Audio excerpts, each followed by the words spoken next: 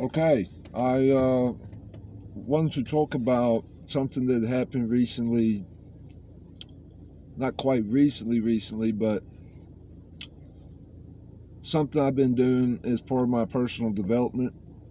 I think personal development can be a lifelong activity that can be really great. And part of my personal development has led me to a chapter here in Think and Grow Rich by Napoleon Hill.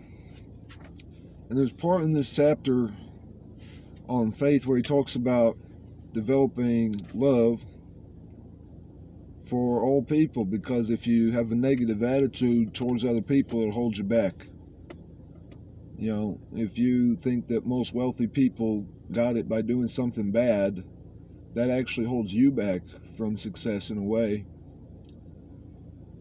Well, here in, I say I grew up in St. Louis. I tend to think of Collinsville as a second hometown. I grew up in Collinsville, Illinois, home of the world's largest ketchup bottle.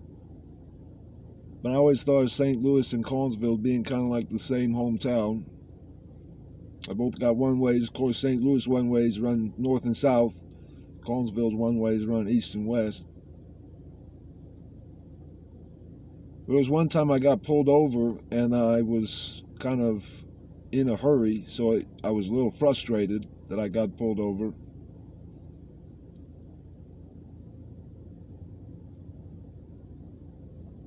I always thought it was unfair. I always thought there was something that he had done wrong. Maybe overstepped his boundary, overstepped his responsibility, overstepped his privilege and his power and his authority. Basically, I thought he was using his authority to well, it turns out I was wrong. Because another thing that Napoleon Hill talks about here is to eliminate hatred. And so I've been working real hard to eliminate hatred. Every day I say it, I will eliminate hatred, I will eliminate hatred. It's part of an auto-suggestion.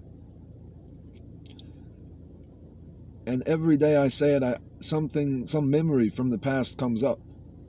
And I'm not only preventing myself from taking part in hatred for other people, in the present and in the future, but also I'm thinking about all these past events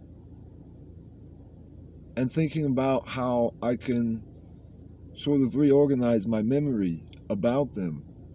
And looking back, he didn't do anything wrong.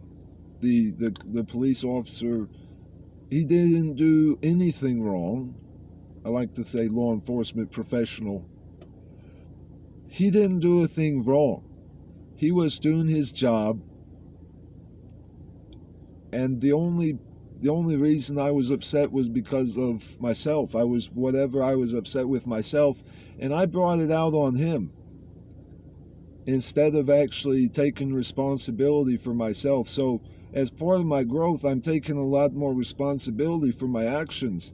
And I realized I was the one in the wrong. He didn't do anything wrong at all. He didn't do a thing wrong. He was doing a fine job. And he absolutely acted in the best way he possibly could have acted. And I'm very grateful for the way that he acted that day. It forced me to grow, and it forced me to realize the world is still a lot better place with them, than without them.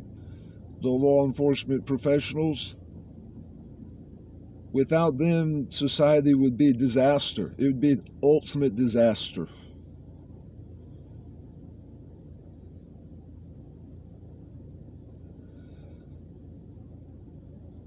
Hasn't always been easy,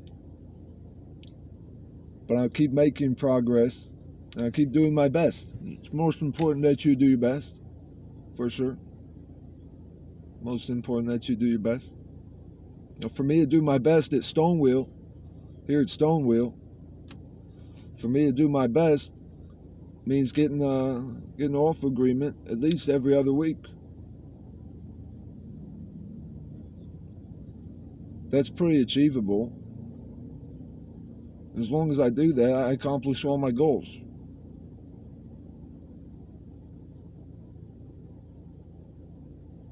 One of the ways that I accomplish those goals is with my salesmanship repertoire. I've got 5 years experience in salesmanship, and I've got a lot of persuasion and influence tactics that I use in the salesmanship arena. When I'm meeting with a client, when I'm meeting with Mr. and Mrs. customer or Mr. and Mrs. homeowner who's selling me their house for Stonewheel Group, when I meet with those people, all of my salesmanship comes to the surface, and I'm able to communicate in a very effective way while at the same time influencing people with true emotional intelligence. And for me, emotional intelligence and the art of persuasion and influence are one and the same membrane. They're really quite similar for me personally.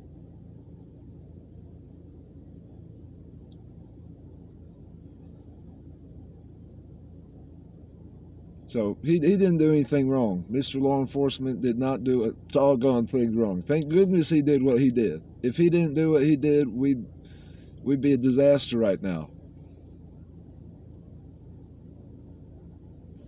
One of the other books I'm reading is actually about salesmanship and how to improve my salesmanship ability. That's why I think lifelong learning, lifelong self-development really is a sort of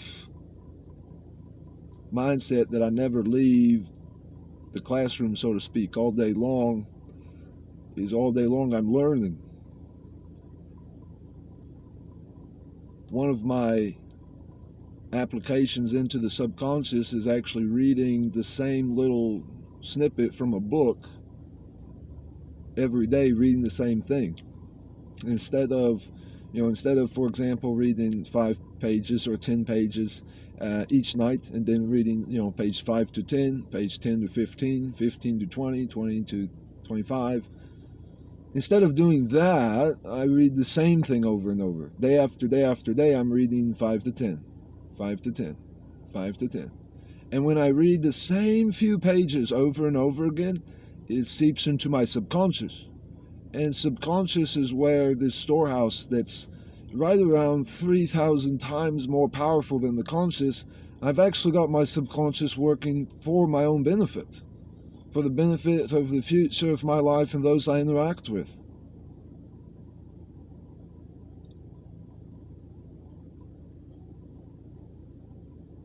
Well, one of those books I'm reading, the little snippet, has to do with love and using love as a salesman. That most people think of love maybe in their own way, a little simple-minded way, or maybe a more intricate way. But in this book about becoming a better salesman, the author suggests that I think about love as both my weapon and my shield. So in some ways out there in the salesmanship arena, I'm a warrior. In some ways in business for Stonewheel Group, I'm a warrior. And I'm a warrior because business is competitive. If Mr. and Mrs. homeowners sell their house to me, that means 3 or 4 or 5 other investors didn't get to buy their house. And likewise, if somebody else buys their house, I'm not able to. So it's competitive. It's a marketplace. It's competitive. It's like an arena, and it's competitive.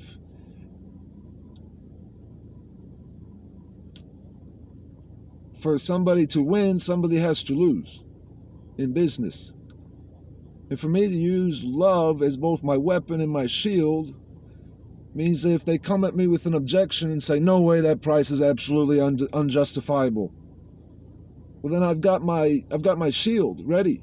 It's called love. And I look them square in the face, and I don't say anything, but I look them square in the face, and just in my own head, I say, I love you. And then my love is sort of like a shield.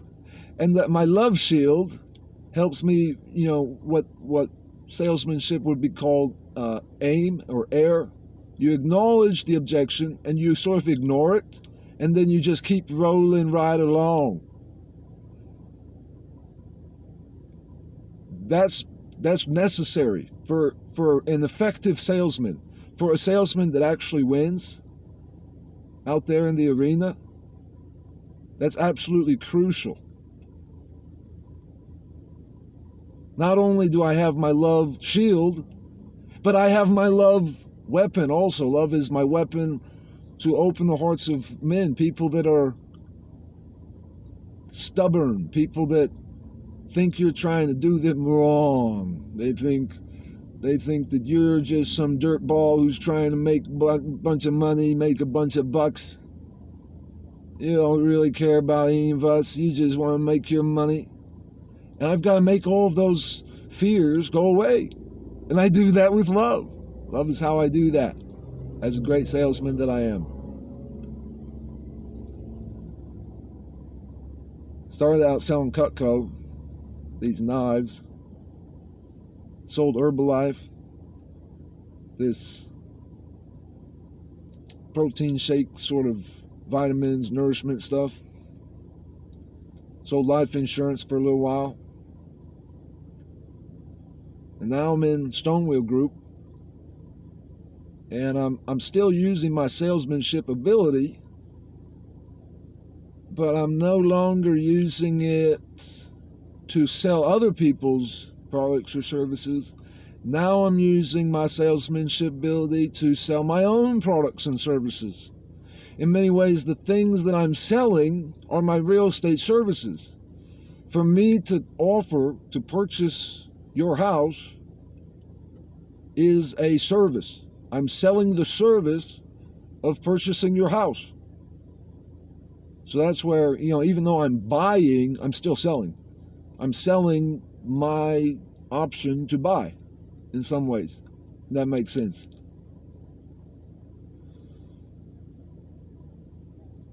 That law enforcement professional did absolutely nothing wrong.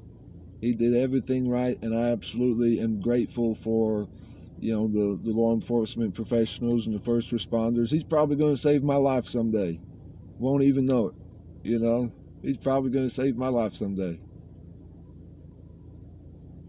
Having a grateful heart is important because it can give you power in some ways. Gratitude is an attitude to be reckoned with. That's what. Attitude to be reckoned with. It's an attitude of gratitude. And I've got it.